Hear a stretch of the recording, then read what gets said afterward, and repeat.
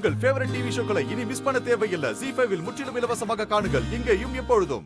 பேரம்பேத்தி கல்யாணம் நல்லபடியா நடக்கணும்னு நம்மளை விட பாட்டி தான் ரொம்ப குறியா இருந்தாங்க. கல்யாணம் முடிஞ்சது எவ்வளவு சந்தோஷமா குதூகலமா போனாங்கன்னு பாத்தீங்களா? இல்லையா பின்ன எங்க அம்மா தானே இதுல ரொம்ப உறுதியா இருந்தாங்க. சதா சர்வ காலமும் அவங்க சாமியை வேண்டிக்கிட்டே இருந்தாங்க. அவங்க ஆசை நிறைவேறிடுச்சு. பாட்டிக்கு இந்த கல்யாணம் நல்லபடியா நடந்து 2 குடும்பமும் ஒண்ணு சேரணும்னு தான் ஆசை. நீங்க வேணா பாருங்க, அதுவும் கூடிய சீக்கிரத்துல நடக்க போகுது.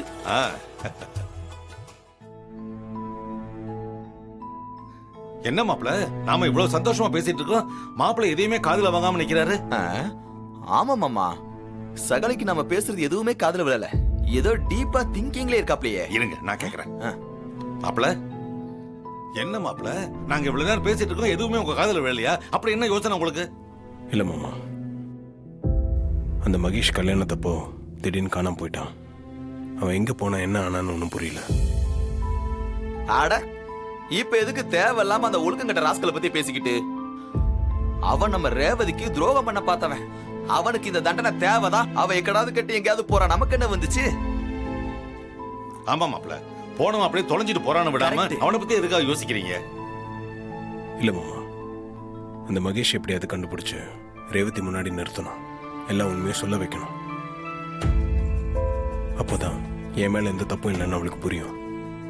நான் என்னமோ இதெல்லாம் பிளான் பண்ணி அவளுக்கு துரோகம் பண்ணதான் நினைக்கிறான். அவளோட தப்பான ஒப்பீனியனை நம்ம எப்படியாவது மாத்தணும் மாமா. ஏப்பா, இதுக்காகலாமா நம்ம அவனை தேடி போய் கண்டுபிடிக்கிறது? இதெல்லாம் நமக்கு தேவையா? இதெல்லாம் நமக்கு தேவையில்லப்பா. இங்க பாரு, கொஞ்ச நாள் போக போக ரேவதியே ஆட்டோமேட்டிக்கா எல்லாத்தையும் மறந்து போயிடுவா. நீ ஏன் கவலைப்படுற? சமாதானம் ஆயிடுவாப்பா, கவலைப்படாத. மாப்பிள, இப்பதான் ஒரு விஷயமே எனக்கு ஞாபகத்துக்கு வருது. என்ன விஷயம் மாமா? நீங்க ஈஸ்வரி கிட்ட மகேஷ் மாயை பத்தி சொன்ன போது அவன் நம்பலாம்னு சொன்னீங்கல்ல? ஆமா. ஆனா நான் போய் அவகிட்ட பேசினப்போ அவ ஒரு விஷயத்த சொன்னா. என்ன சொன்னாங்க? மகேஷ் மாப்பிள கிடையாது, நீதான் சொன்னா.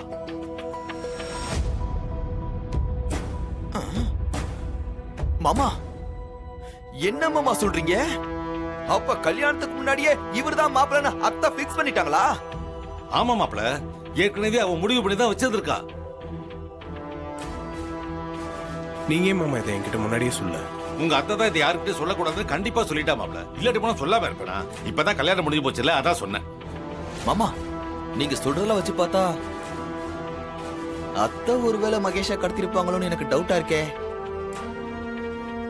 நம்ம கார்த்திய மாப்பிள்ளையாக்க அவங்க ஏன் அப்படி செஞ்சிருக்க கூடாது? சேச்சா, அவ அப்படிலாம் பண்ண மாட்டா மாப்பிள. இந்த பையதான் எல்லா விஷயமும் சாமுண்டிச்சு தெரிஞ்சு போச்சுன்னு பயத்துல எங்கேயோ ஓடி ஒளிஞ்சிருக்கான். எனக்கும் ஒரே குழப்பமா இருக்கு. இந்த குழப்பம்லாம் தீரணும்னா இந்த மகேஷ் எப்படியாவது கண்டுபிடிச்சு ரேவதி முன்னாடி நிக்க வைக்கணும். ஏப்பா சகல, அவன் எங்கேயோ இருக்கிறான், எக்கோட கெட்டு போறான். இவ்வளவு நாளா இருந்து டார்ச்சர் பண்ணா இப்ப காணாம போய் டார்ச்சர் பண்ணிட்டு இருக்கான். சரியா முடிச்சவன் எங்க போய் எங்க ஒளிஞ்சான்னு தெரியல. வர்ற ஓத்திரத்துக்கு அவனை தேடி கண்டுபிடிச்சு அவன் மூக்கும் போகறையில உடைக்கணும். ஏய் காலர் பட்டன் கம்முனாட்டி எங்கடா போன? இருங்க, ஏன் டென்ஷன் ஆகுறீங்க? டென்ஷன் ஆகுது மாமா. மாப்பிள விடுங்க, நடக்கிறது நல்லதாவே நடக்கும். விடுப்பா, பாத்துக்கலாம். அம்மா, நீங்க பண்றது எனக்கு சுத்தமா பிடிக்கல. நான் இந்த வீட்ல இருக்கணும்னு நினைக்கிறீங்களா, இல்ல வெளியில போகணும்னு நினைக்கிறீங்களா? ஏய், எதுக்கு இப்படி பேசுற? நான் செய்யறதெல்லாம் ஓன் நல்லதுக்காக தானே, ஏன் புரிஞ்சுக்க மாட்டேங்கிற? உங்களுக்கு நான் தான் கல்யாணம் பண்ணி வச்சேன். இந்த சடங்கு முறைகளையும் நான் தானே செஞ்சு வைக்கணும்.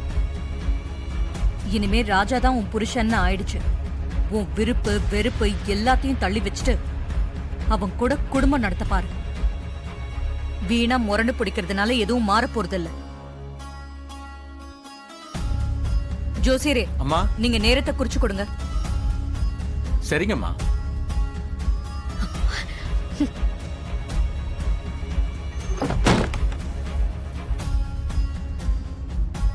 அம்மா, ரேவதியை நீங்க ஃபோர்ஸ் பண்றது எனக்கு கொஞ்சம் கூட பிடிக்கலமா.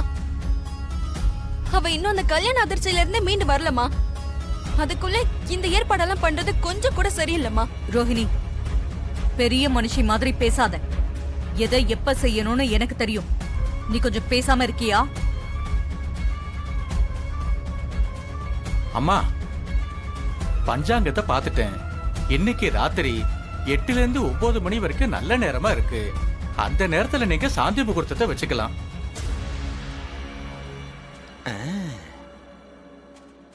அப்படியா? ரொம்ப சந்தோஷம் ஜோசியரே. அந்த நேரத்திலேயே சடங்கு வச்சுக்கலாம். சரிங்கம்மா, அப்ப நான் வரட்டுங்களாம்மா? ஒரு நிமிஷம் இருங்க வரேன். ஆ.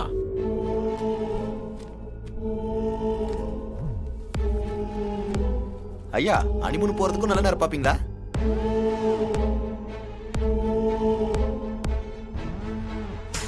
இந்தாங்க. நல்லது. அப்ப நான் கிளம்புறேம்மா. வாங்க.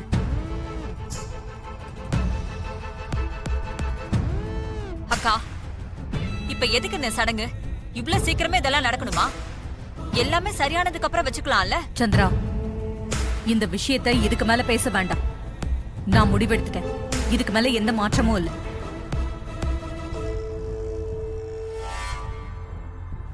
மாப்பிள, அத்தை, சாந்தி முகூர்த்தத்துக்கான எல்லா வேலைகளையும் நீங்க தான் செய்யணும். சொல்லிட்டீங்கல்ல, எல்லா ஏற்பாடுகளையும் எப்படி அசத்தலா செய்யறேன்னு மட்டும் பாருங்க. இந்தாங்க. கொடுங்க. இத வச்சுக்கிட்டு எல்லா ஏற்பாடுகளையும் பண்ணிடுங்க, சரியா? சொல்லிட்டீங்கல்ல, எப்படி ஜமாய்க்கிறேன்னு மட்டும் பாருங்க. வரட்டா? பாய். மேடம், திரும்பவும் சொல்றேன், இப்ப இருக்கிற சிச்சுவேஷன்ல இதெல்லாம் வேண்டாம் மேடம், ப்ளீஸ்.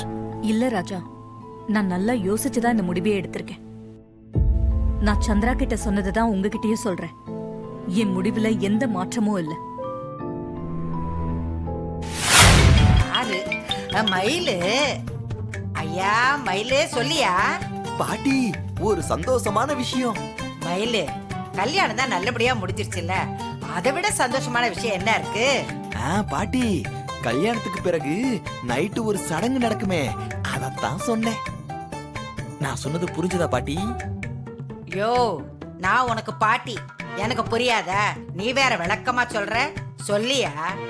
பாட்டி, அது காலகாலத்துல நடக்கணும்ல, அதான் அத்தை அதுக்கு ஏற்பாடெல்லாம் பண்ணிட்டாங்க. நான் சாந்தி முகூர்த்தத்துக்கான பூ, பழம், ஸ்வீட் எல்லாம் ஏற்பாடு பண்றதுக்காக தான் வெளியே கிளம்பிக்கிட்டு இருக்கேன். இரியா, கொஞ்சம் பொறுமையா இரியா. என் மருமக சாமுண்டீஸ்வரி இவ்ளோ சீக்கிரம் இந்த நல்ல விஷயத்துக்கு ஏற்பாடு பண்ணுவேன் நான் கொஞ்சம் கூட எதிர்பார்க்கலையா. ஐயா மயிலு, நீ இதெல்லாம் வாங்குறதுக்கு நீ எங்கேயும் வெளியில போக வேண்டாம். நேரா புறப்பட்டு நம்ம வீட்டுக்கு வா, நான் எல்லாத்தையும் ரெடி பண்ணி வைக்கிறேன். அங்க வரவா? அங்க எதுக்கு பாட்டி வரணும்? எனக்கு தலைக்கு மேல வேலை இருக்கு, நான் எல்லாத்தையும் போய் வாங்கணும். அந்த வேலையை தாயா சொல்றேன், நீ நேரா நம்ம வீட்டுக்கு வா, எல்லாத்தையும் நான் வாங்கி வைக்கிறேன். சரி பாட்டி, நான் உடனே வரேன். ஓகே? வாயா. என் பேத்தியோட சாந்தி முகூர்த்தத்துக்கு தேவையான எல்லாத்தையும் நானே என் கையால ரெடி பண்ணணும். அதுக்குண்டான ஏற்பாடெல்லாம் செய்யணும். என் பேரனுக்கும் என் பேத்திக்கு நடக்கிற நல்ல காரியத்துல என் பங்கும் இருந்தே ஆகணும். ஐயா முருகா, நீதாயா துணை இருக்கணும். முதல்ல எல்லாத்தையும் ரெடி பண்ணணும். ஜீ5 ஆப்பை டவுன்லோட் செய்து அனைத்து எபிசோடுகளையும் இலவசமாக பாருங்க.